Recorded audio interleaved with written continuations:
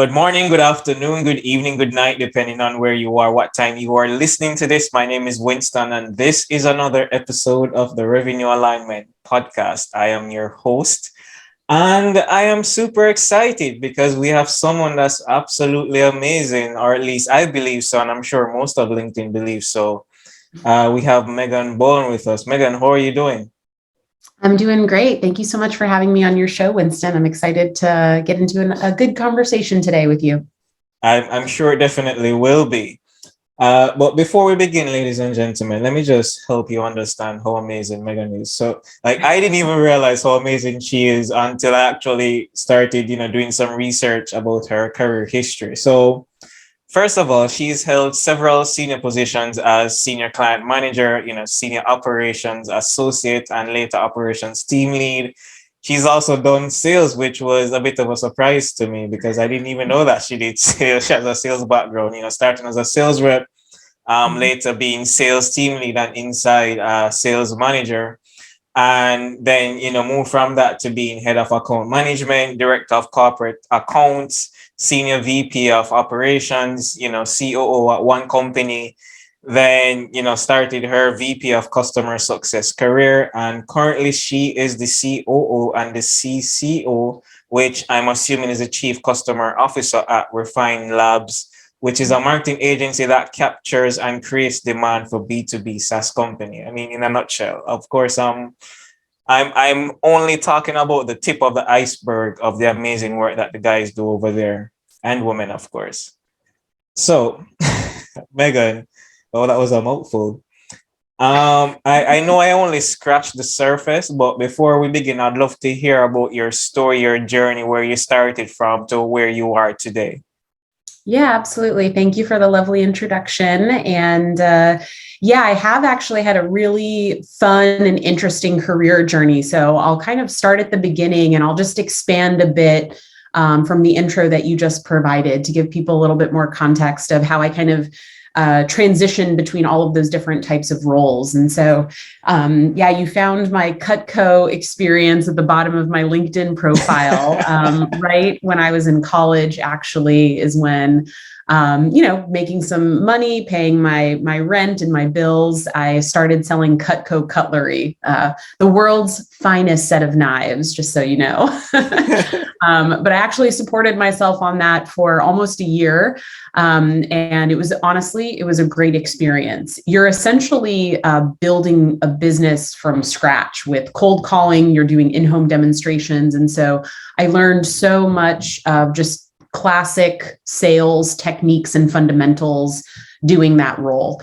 It was commission based only. So you only made money when you sold something. And so really also taught me a lot about kind of grit and perseverance, and kind of keeping at something. So I love that experience, learned a ton. I enjoyed sales.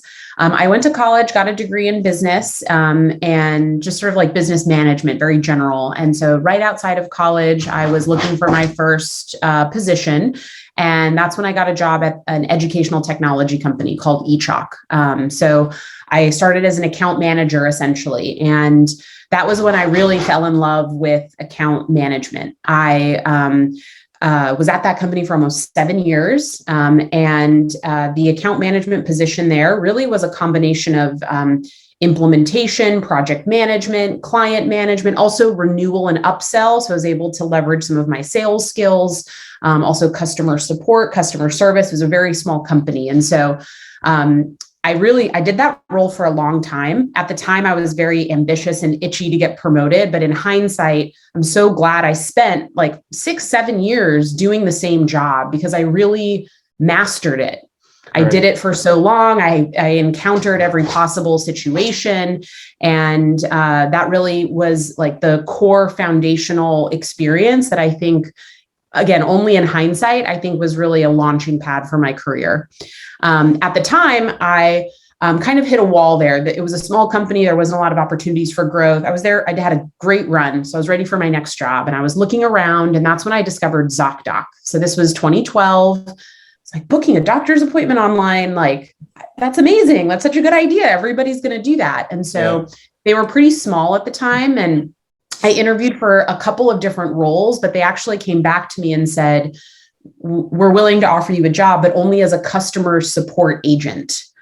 So sort of entry level, objectively a step back in my career because I had been looking for more of a senior account management position. They really didn't have that team though. And so I ended up saying, you know what, it's a startup.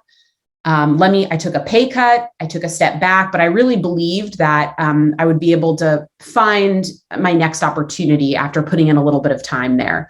So I took the job and, I was a customer support agent. I was like sitting on a stability ball headset, 12 hours a day, picking up calls and answering emails from patients and doctors. And so what happened there next was really interesting. After being on the phone for 9 months, I was noticing some trends.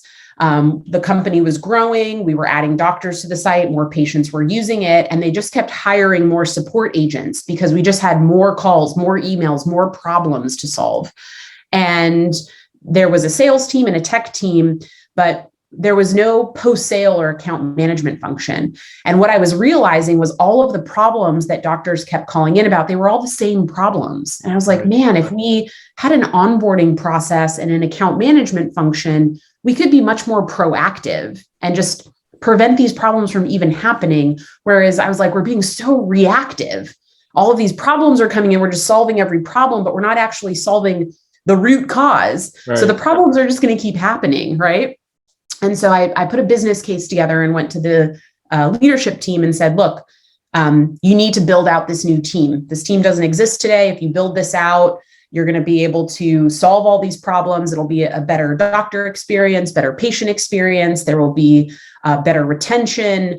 You'll have less support issues. And like, this is a no-brainer. This is what you need to do next. And so it took a couple of months and talking about it, kind of campaigning, but then they finally agreed. And then they gave me the opportunity to build the team.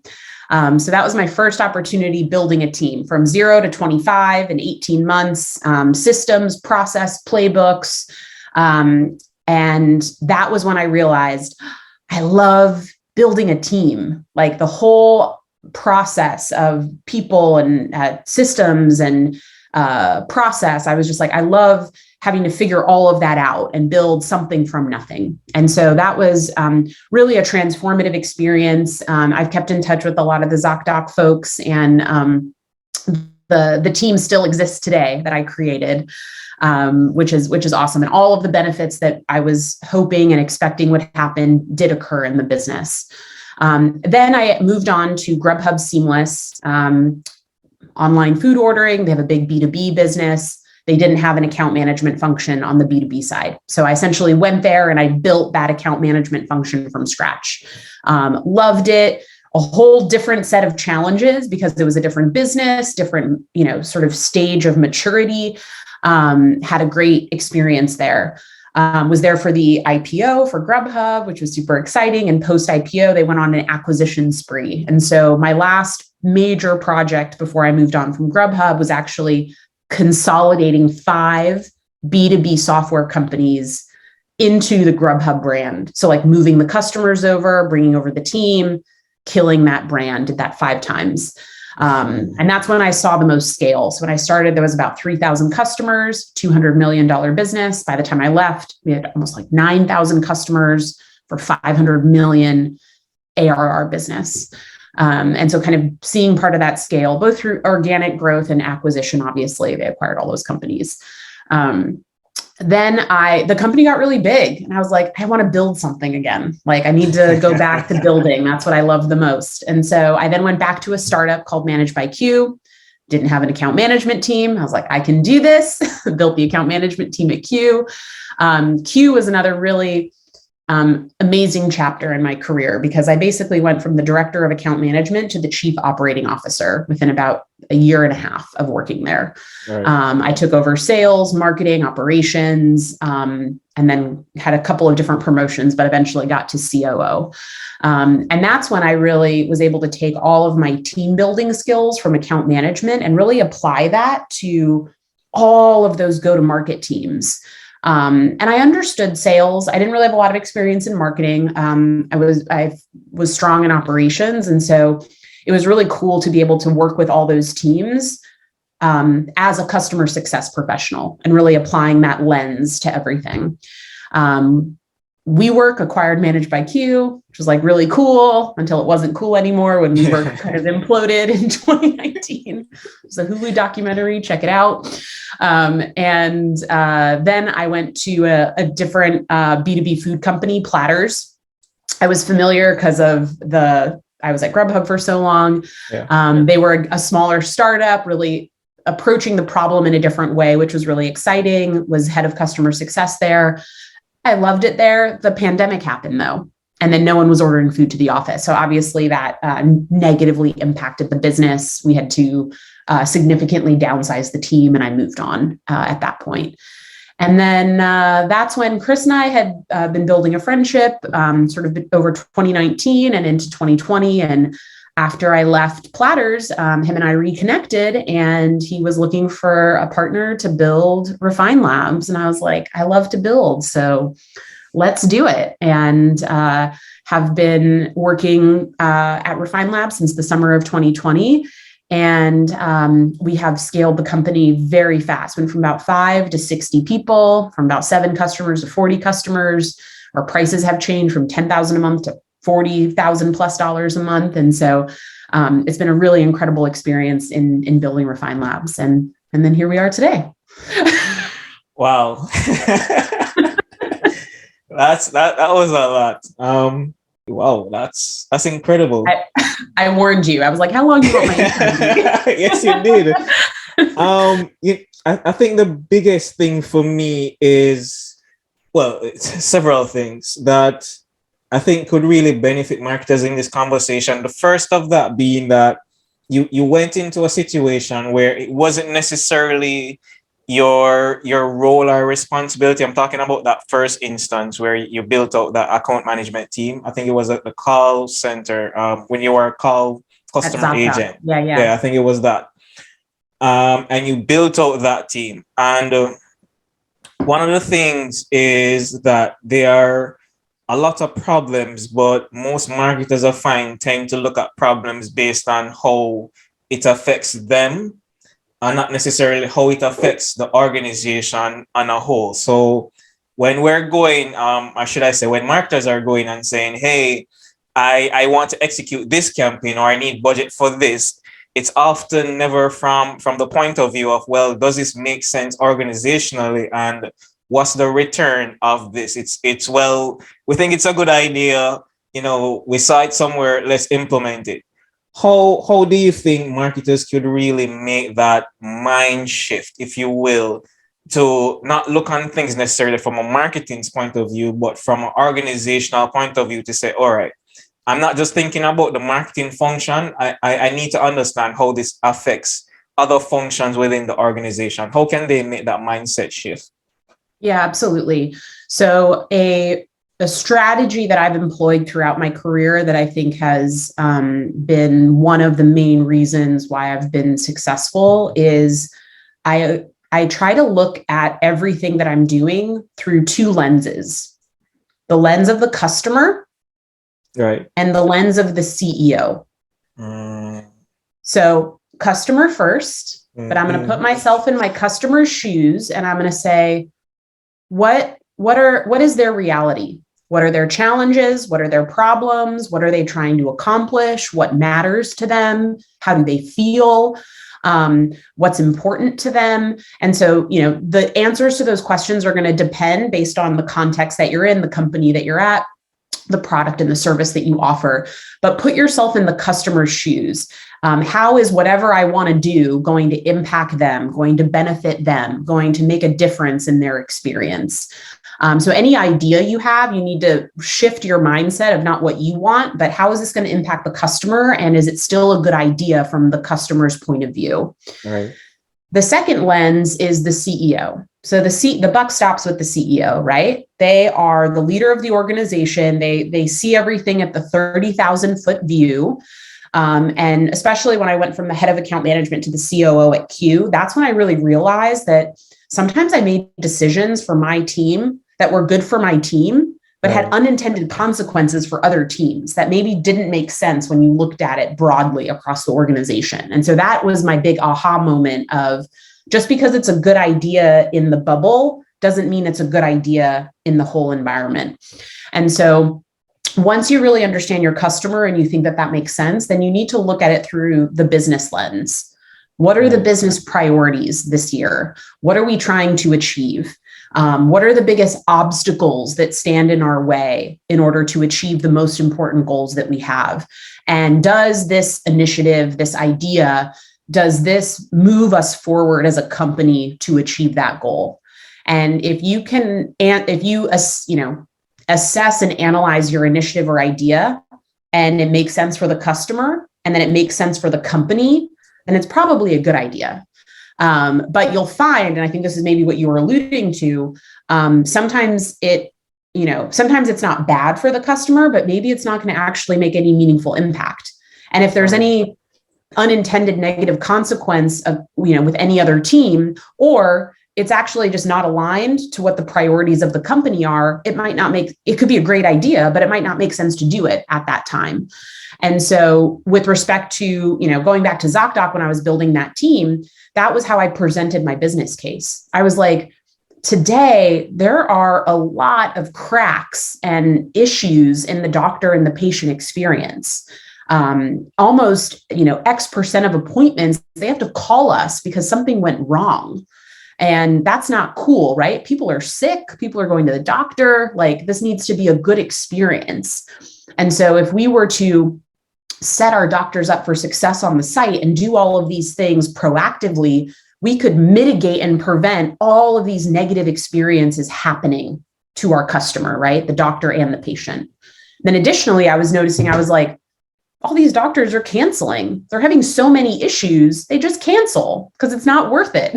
It's not working for them, right? So from a business perspective, we're having a huge amount of churn in our business. This is not sustainable. If we want to grow the company, we can't have this percentage of doctors churning because of the negative experience that they're having.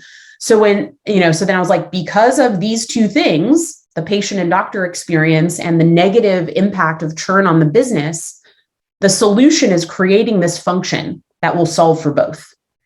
Yeah. And so when you paint the problems in that light, and you can both show it from the customer perspective and the business perspective, and show how your solution is going to improve both, it makes it a no-brainer for the company to adopt something. So hopefully that's helpful, and I'm happy to go into more detail, but that's kind of how I think about things and how I try to make the best strategic decisions in any business that I'm in.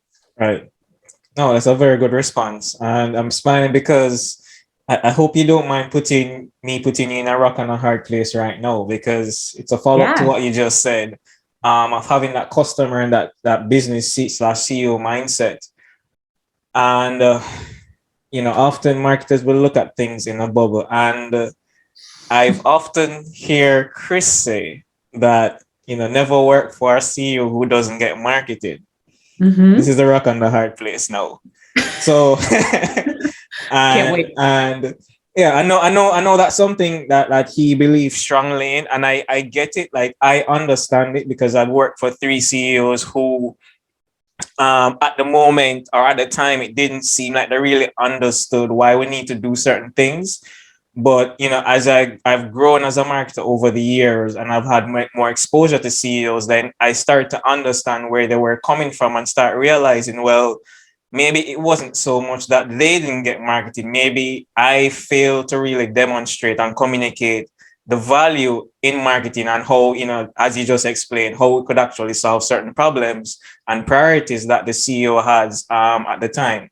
So how can marketers strike that balance between knowing that, well, there are some cases where, yes, the CEO doesn't get marketing, but then it's also the marketer's job to be accountable to actually prove the ROI of marketing, whether that ROI is revenue or some other metric or KPI we're using to judge marketing success. How can they strike that balance? Yeah, it's a great question. And generally, I I'm with you. Like I generally agree with Chris. I understand the main impetus is that the main point he's making is that the mindset of the CEO really drives so much of the decisions. And if that mindset isn't aligned, like they don't get marketing. Right. I think my translation of that is there's more of a short-term mindset versus a long-term mindset. And that drives the bulk of decision making. And the real impactful marketing initiatives that are going to have a lasting impact on brand building and brand recognition and, customer impact, none of that happens quickly. It always takes time. And so I think it comes back to understanding the mindset that the CEO has and why they have the mindset. So I've worked in a lot of different types of companies, many of which were VC backed. And the reality is when a CEO is operating as if they have a short-term mindset, there's typically really logical reasons behind that. They might have a runway where they're running out of money in 12 months, right? They may have raised a round and have external pressures from investors or the board of directors to achieve a specific growth target by a certain time, right? I have a lot of empathy for these CEOs and founders that find themselves in those situations. You can argue that they got themselves there or whatever, but often when they're pushing back, maybe on a brand marketing initiative that might take 12 to 18 months before you're going to start to see meaningful revenue impact, it's not always because they don't believe it's a good idea or believe in the power of marketing, but there might be some real constraints that they're up against where I don't have 18 months. We might not even be here in 18 months, right? And so it's really important for marketers they have to be able to execute and operate both on the short term and the long term. Right. When you're building a business, sometimes you do have to do things in the short term to survive, while also playing the long game. The main problem is if you have a CEO that is so short-term focused and they're willing to make poor decisions or they lack integrity. And that shines through. So when you're in that area, just get out. Like it's not going to be a good place. It's not going to be a good outcome, right? But when you have a CEO that is operating within those constraints, and if you're a marketer and you want to try to communicate the value of marketing and execute a strategy with both short-term and long-term benefits and impacts, you need to consider both, right? So if I was a marketer, the way I would be thinking about this are, what are the next goals over the next 6 to 12 months? And what are things that I can do in the short term to positively impact these short-term goals? So whether that's performance marketing, pipeline optimization, partnering with the sales team, finding opportunities for some quick wins, leveraging the customer base to get some referrals. There are good marketing activities and strategies that can drive short to medium term results, right? Right. One of them we even deploy at Refine Labs, which is paid advertising.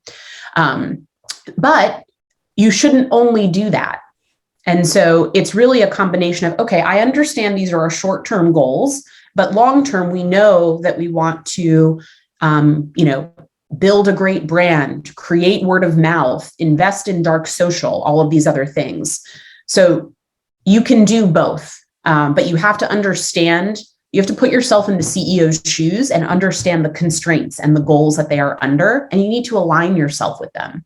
Right. And your plan should include both short-term, medium-term, and long-term plays that are going to further all of those goals.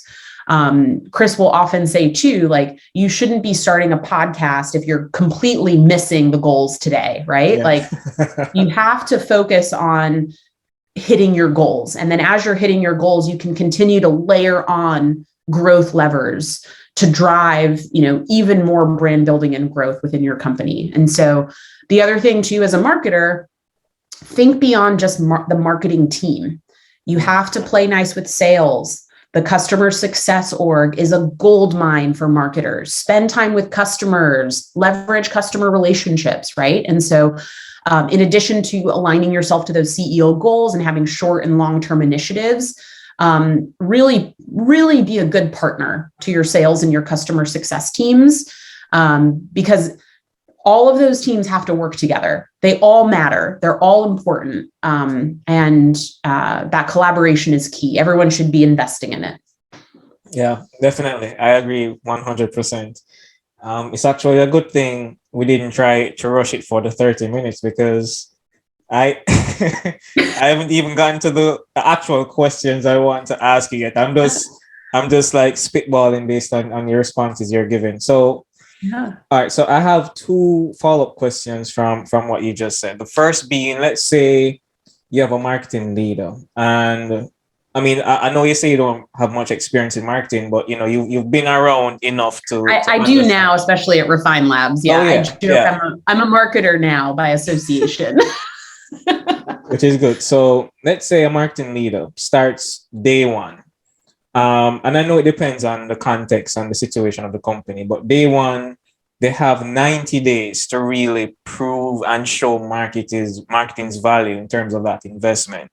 And you spoke about those short, medium, long-term goals. So we're focusing on the short term now. Okay, the CEO is the first marketing hire. The company is growing to probably, let's say, 2 to 5 million ARR. And, you know, they've done so through mostly outbound sales activities. And they're bringing on the first marketing hire. What can that marketing leader do within the first 90 days to really show marketing's impact from a bottom line revenue standpoint for the CEO to say, okay, this makes sense for us to continue investing in this? Yeah, absolutely. So I would say in the first 30 days, it's really about listening and learning and analyzing what's happened so far. So in the first 30 days, there would be a lot of customer interviews, conversations with the last 10 customers that decided to buy. The marketing leader needs to get into the field and truly understand the customer at that company. Why did they buy? What are their problems? What resonated with them? How did they hear about us? All of that stuff. Right. So I would immediately have them engage in like a robust customer research project so that they can basically feel like they have a really solid understanding of this is our ideal customer. This is how they think and feel. This is how they make decisions. And this is why they decided to buy us. That is going to be the foundation for a lot of the strategic decisions that marketing leader is going to want to make. The second thing that I would do is I would analyze past performance. And so we would take a look at however much data we have, last 12 months, last 6 months, whatever it is. And we would analyze what marketing activities are actually driving to revenue. Right. And so, we do this analysis at Refine Labs. We call it split the funnel. And basically we take all leads by source and we map them back to closed won or closed lost revenue. And it's always fascinating because you typically always come to very specific conclusions. These channels are the primary channels that drive revenue. These channels do not. So I would do that analysis so that I would have a perspective of these are the things we need to continue doing. These are the things we need to stop doing. And these are things that we should consider starting. The next thing that I would do in the first, that'd be what I do in the first 30 days. So by the end of the first 30 days, I have a really, strong understanding of the customer. I have a strong understanding of the current context that I'm in and what's working and what's not working. The next 30 days, I would start to make some optimizations that are going to give me more data as well as help fuel some of the short-term results that I want to drive. So the first thing I would tackle is the website. I would look at our primary conversion point. Typically, the split the funnel analysis will show that most deals are closed when buyers come to you and complete the contact sales form or request a demo form. And so I would make some, conversion rate optimization changes on the homepage, the primary conversion point. I would add a field that says, how did you hear about us? that's free text and required. So I can start to get more qualitative information right away about how buyers are discovering our product and making purchasing decisions. That data is also going to help me validate some of the medium and longer term strategies that I want to deploy. I would also start spending time with the sales team and really understanding after the buyer completes the form, what is happening, and what is that experience. Then at that point, I would be starting to recommend this strategy with some short-term as well as some longer-term initiatives. We could immediately start to re-architect paid search. So it's so common to spend too much money on that channel and to not be efficient. And so I would make sure that we're being really efficient there in all capture demand channels. And then I would be really thinking about how can we start to create new demand through paid social advertising. I would get those programs up and running. Again, I've spent time with my customer. I know what messaging works. I know where they spend time. I know why they've decided to buy. And so the first several campaigns are going to be really focused on tapping into all of that messaging that I learned in that process. And then I would begin to start to lay the foundation for more longer term brand building activities, whether it's a recurring event series, some type of podcast, organic LinkedIn posting by our subject matter experts. Of course, as a marketing leader, you would also be wanting to do a deep dive with the executive team on company goals, historical company performance, understand runway, and again, put yourself in the CEO's shoes, right? To really understand what they're up against. So those are the key activities that I would run in the first 90 days. Awesome. And one, as it relates to the paid social, would that be, because we're talking about the first 90 days, that revenue attribution, would it be based on educational content or is it direct response ads? Yeah, you probably know the answer to that, but we don't believe in any direct response. And so, yeah, it would be purely informational, educational, even entertaining and enjoyable content that we would put, that we would deploy through Facebook, Instagram, LinkedIn, YouTube, maybe TikTok, depending upon the buyer. And we would focus on, really strong creative and copywriting, potentially video assets if they were available, leveraging customer testimonials. And again, going back to all that time I spent doing customer research, talking to the last 10 people that bought, I'm going to focus on telling the story and communicating messages that I know impacted people to raise their hand and say that they're interested to buy. Right. So yeah, ungated content, no direct response, calls to action or learn more, read this content, just give it all away. Right. Let them come to you when they're ready. Yeah. And switching to customer success now. Yeah. One of the things you mentioned is around churn.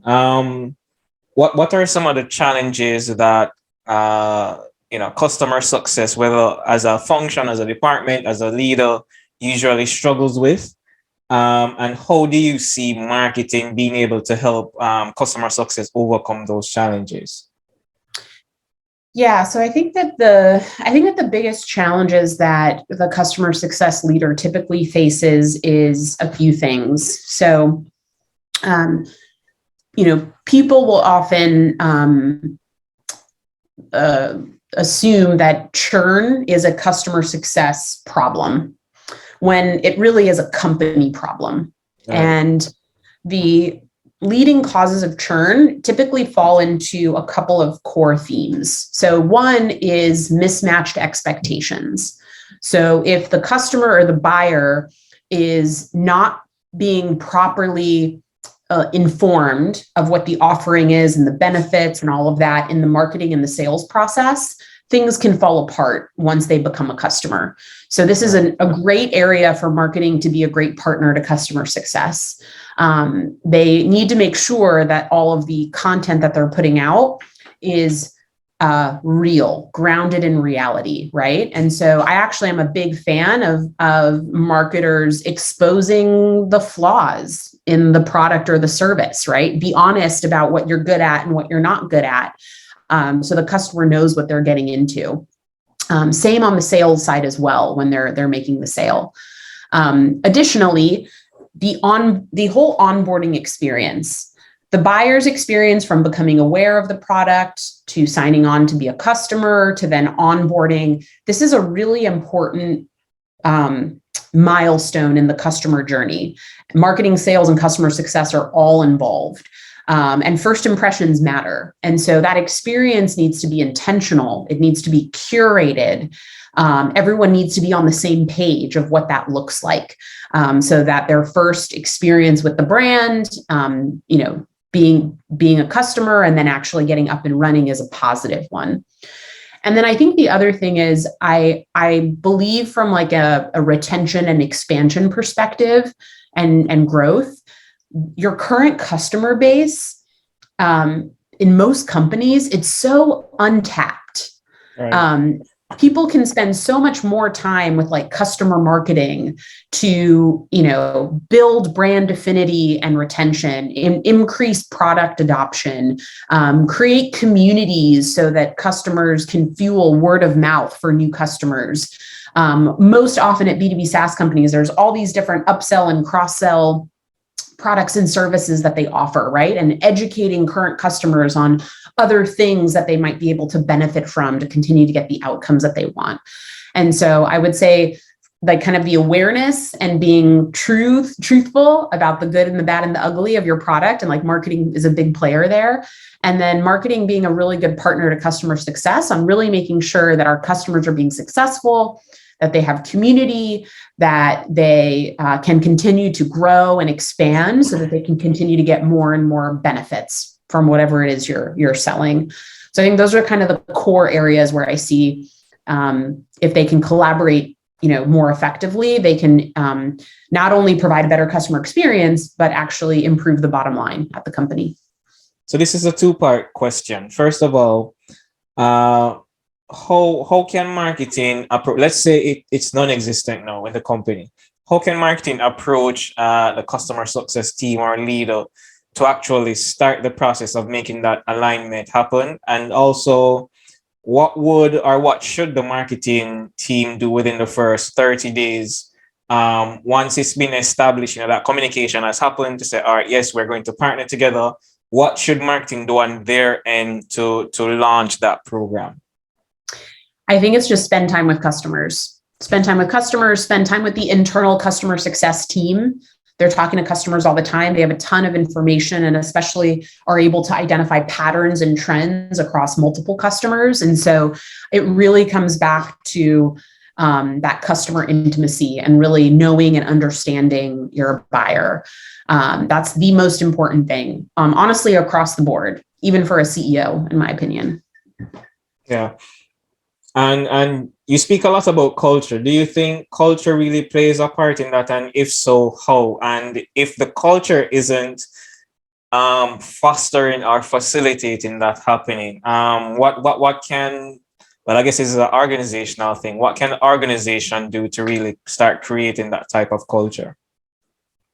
Yeah, culture really comes from the top. I strongly believe that the leaders of the company set the tone and the culture of what a company is going to be like. And so I think that, so at Refine Labs, we have 5 company values that essentially are like our guiding light for our culture. And so the first one is we're a team. So our team is the number one priority: integrity, trust, respect, non-negotiables.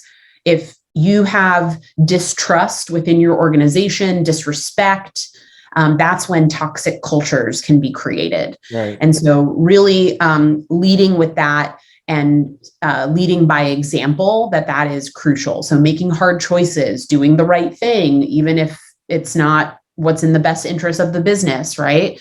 You have to, as a leader, act that out. The second thing that we talk about a lot is direct and respectful communication. that we not only celebrate wins with each other, but that we give constructive feedback all across the board. And so if you don't have respect, trust, and integrity, that's very hard to do. But for high performing teams, they're honest with each other. Everyone feels comfortable giving constructive feedback to each other, to their team, to their leader.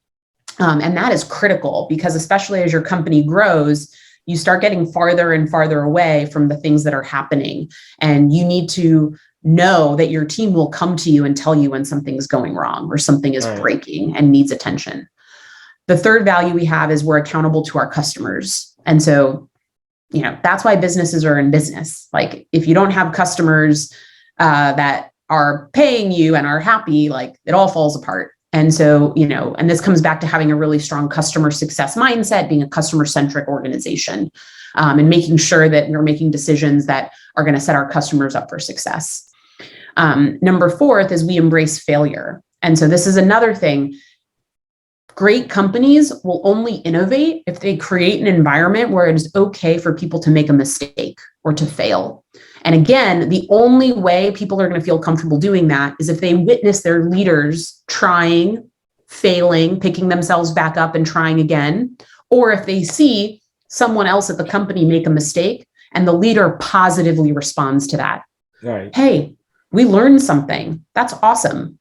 I don't care that X didn't work or Y didn't work because we now know this important piece of information that's going to help us move forward. So it's both the leader being vulnerable and making a mistake, as well as not negatively responding when others make a mistake so that people see, oh, they actually mean what they say. I can make that mistake.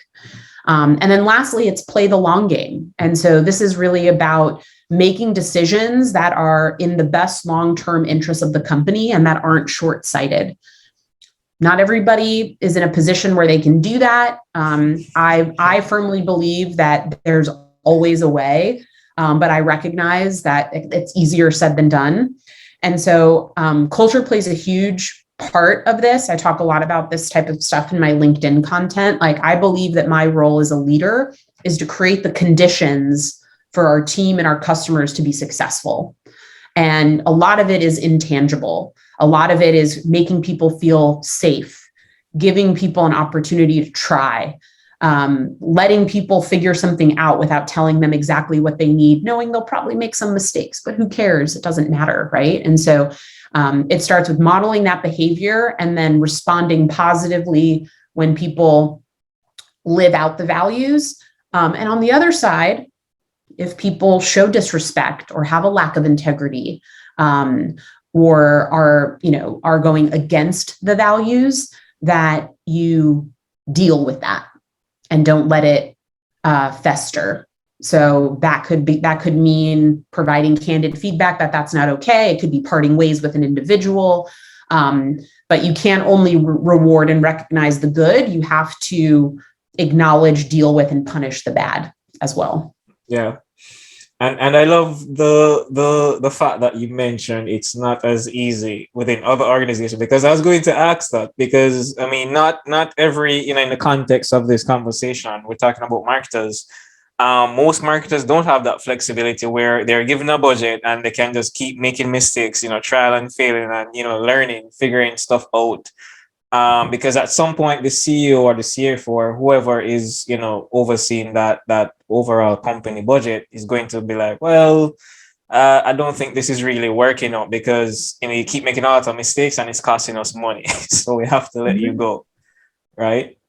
Yeah. And I've gotten at this point in my career where I know these things, but it's only because I've made the mistakes that I talk about not making today, right? Like I've made short-term decisions. I've felt pressure to hit a goal and have done things that maybe weren't in the best interest of my customer or the team. And maybe I hit the goal in the short term, but then I saw what happened after and everything fell apart, right? So like, I haven't been perfect my whole career by any means. I've made almost all of the mistakes. So all of my lessons have been hard earned. And I know what the pressure is like. And I know how difficult it is and how easy it is to get swept up and be like, I have to do this. I don't have a choice. but you do have a choice. And so I really have a lot of empathy because it's incredibly difficult. And I mean, and sometimes you are in a position where you have to do some things short term for the company to survive, right? Like I'm a realist in many ways too. So this is not black and white. But what I've seen is, from my experience anyway, I don't want to make the mistakes that I've made before. And so I really try to live up to those values, 150%. All right. All right, Megan. So closing thoughts. I mean, the overall theme of this podcast is educating marketers on how to prove their value at a C-suite level. We spoke a lot about a lot of things on a micro level, but just from a macro high level, what do you think marketers can do that's in line with that concept, that theme? Absolutely. So as a marketer, you should be thinking about, again, put on your customer hat and your CEO hat. And so you should be thinking about what are the long-term goals of the company. As a marketer, what is my role in influencing net new customer acquisition, revenue growth, revenue retention and expansion, brand building in the market? You need to connect everything that you want to do, your entire strategy and all of the tactics underneath that, to help support in delivering great customer outcomes and growing a sustainable business. As a marketer, a lot of marketers don't think about some really important unit economics of the business. You should understand customer acquisition cost, lifetime value, how much it costs to bring an interested buyer in through your talk to sales form, like your cost per sales qualified opportunity or your cost per demo request. Not only understanding the revenue impact, but the efficiency behind that, and the impact on the customer experience. So I think those are really the key things from a business level that are critical, that maybe a lot of marketers historically haven't spent a lot of time digging into. Awesome. I love that. Great closing thoughts, Megan, ladies and gentlemen. And if people need to find you, where can they find you?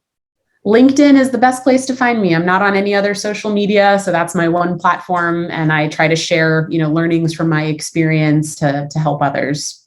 So you're not on TikTok? How come? No. The company is. Chris, it's not your thing. Yeah, maybe one day we'll see.